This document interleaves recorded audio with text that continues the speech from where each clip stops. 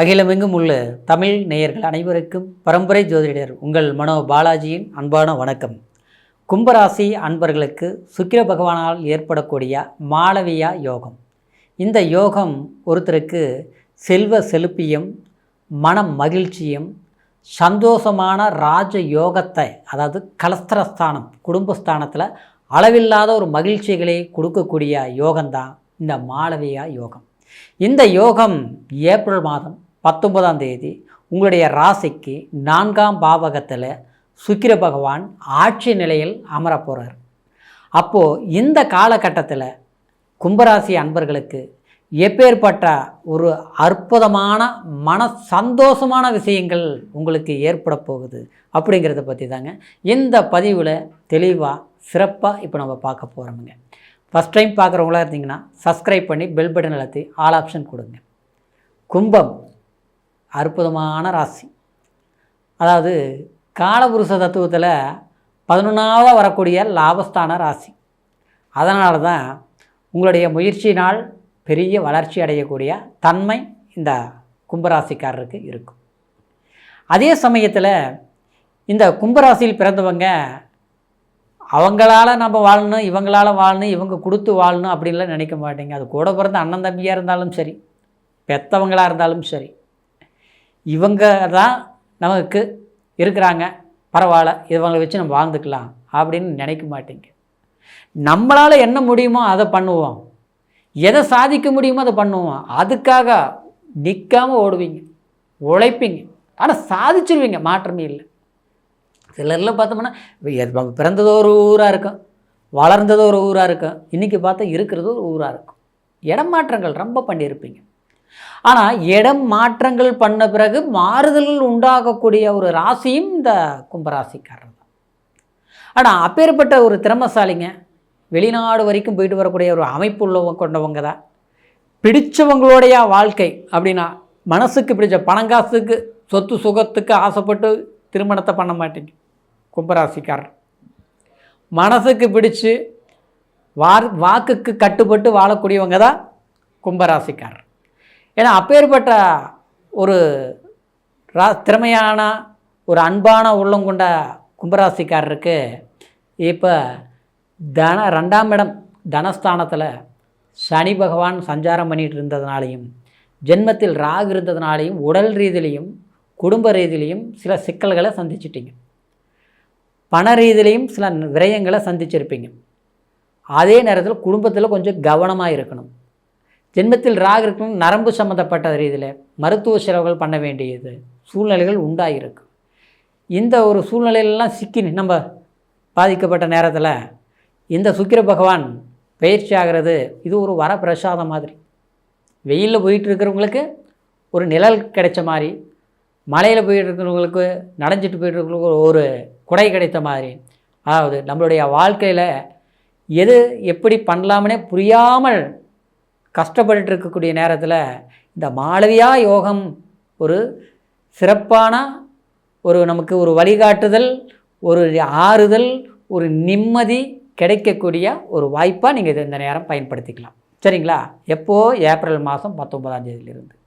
ஏன்னா கேந்திர ஸ்தானங்களில் சுக்கிர பகவான் ஆட்சி உச்சம் அடையும் போது தன் ஜென்மத்துக்கு அது மாளவிகா யோகம். அந்த யோகம் சில புகழையும் செல்வாக்கையும் வண்டி வாகன யோகத்தையும் திருமண பாக்கியத்தையும், திருமணத்தினால் மன மகிழ்ச்சி அப்படின்னா குடும்ப வாழ்க்கையில் ஒரு சந்தோஷம், பிரச்சனைகளை தீர்க்கக்கூடியது. சரிங்களா?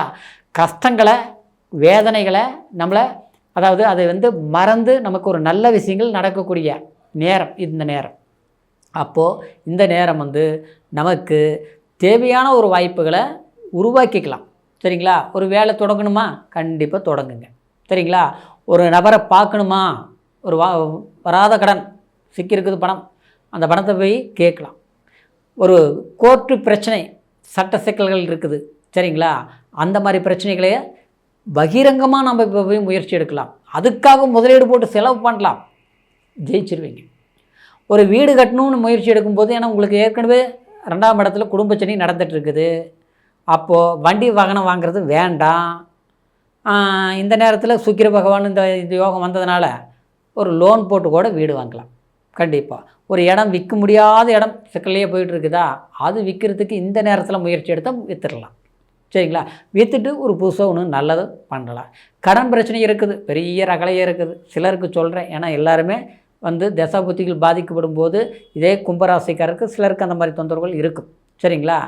கடன் அதிகரிச்சிருச்சு.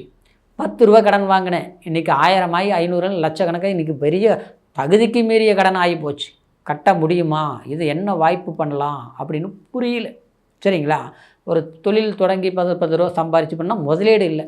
அப்போ ஏதாவது ஒன்று ஆரம்பிக்கணும்னா ஏதாவது நமக்கு பொருளாதாரம் வேணும்.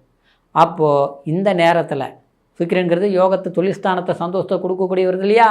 அப்போ இந்த நேரத்தில் ஒரு லோன் போடுறதோ, பெரிய மனிதர்களுடைய சப்போர்ட்டு கிடைக்கிறதோ, திடீர் எதிர்பாராத ஒரு லக்கி ஸ்டார் அதிர்ஷ்டம் கிடைக்கிறதோ, அந்த மாதிரி வாய்ப்புகள் உருவாகும். அப்புறம் கணவன் மனைவிக்குள்ளே பரஸ்பரம் அன்பு ஒற்றுமை உபகரணம் கண்டிப்பாக உருவாகும். குழந்தைங்களால் ஒரு சந்தோஷம் அடையக்கூடிய வாய்ப்புகள் உருவாகும். இன்னொன்று பார்த்தோம்னா, படிச்சுட்டு இருக்க மாணவிகளுக்கு கல்வியில் நல்ல மதிப்பெண்கள் வரக்கூடிய படிப்பு படிப்பீங்க. மறதி வந்துட்டு இருந்தது இல்லையா, படிப்பில் டல்லானோம் இல்லையா, அதெல்லாம் விட்டுருங்க. நல்லா படிக்கிறோம், இப்போ நல்லா மார்க் வந்துடும், நல்லா படிங்க. சரியா?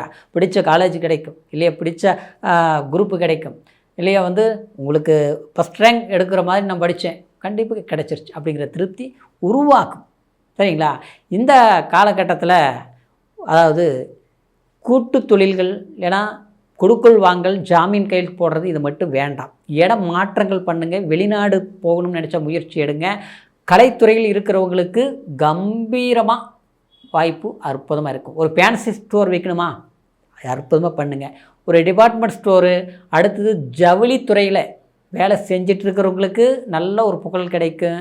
ஜவுளித்துறையில் இருக்கிறவங்களுக்கு இன்னும் முதலீடு போட்டு பிரபலமாக்குங்க. ஏன்னா முதல்லலாம் லாஸ் ஆகிடுச்சுங்க, பண்ணலாமா பண்ணக்கூடாதுன்னு இருக்கிறேன், செய்யலாமா செய்யக்கூடாதுன்னு இருக்கிறேன், பயமாக இருக்குதுங்க, பண்ணலாமா, கண்டிப்பாக பண்ணுங்க, கண்டிப்பாக நல்லாயிருக்கும். சரிங்களா?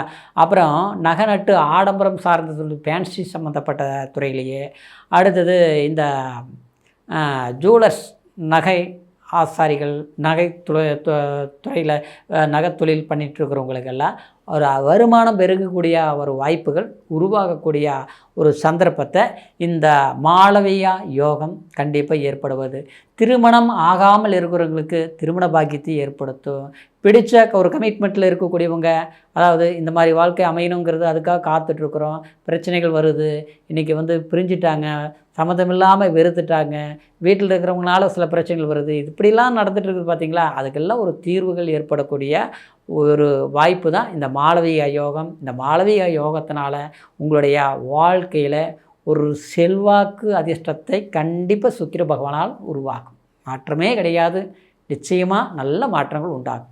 இப்போ சொன்ன பலன் கோட்சார் அடிப்படையில் உங்களுடைய ராசியை வச்சு பலன்கள் சொல்லியிருக்கிறேன். இருந்தாலும் பிறப்பு ஜனன ஜாதகம் நமக்கு பலமாக இருக்கணுமா, அப்போ தான் நமக்கு இந்த கோட்சார் அடிப்படையில் இருக்கக்கூடியது மாதிரியே அந்த ஜனன ஜாதகமும் தசாபுத்திகள் நல்லா இருந்தால் தான் முழுமையான பலன்கள் நமக்கு அமையும். அப்படிங்கிறதுனால உங்களுடைய ஜாதகத்தை ஒரு முறை பாருங்கள். இது வரைக்கும் பார்க்காமல் இருந்து நம்மக்கிட்ட பார்க்கணுன்னு நினச்சா கீழே இருக்கிற நம்பருக்கு ஃபோன் பண்ணி உங்களுடைய பிறந்த தேதி, நேரம், பிறந்த ஊர் 3ஐயும் தெரியப்படுத்தி, எந்த ஊரில் இருந்தாலும் ஆன்லைன் மூலியமாக கூட உங்களுடைய ஜாதக பலன்களையும் கேட்டு தெரிஞ்சுக்கலாம். அதே மாதிரி உங்களுடைய சந்தேகங்களையும் கேட்டு நீங்கள் தெரிஞ்சுக்கலாம். மீண்டும் அடுத்த பதிவில் சந்திக்கும் வரைக்கும் நன்றி, வணக்கம்.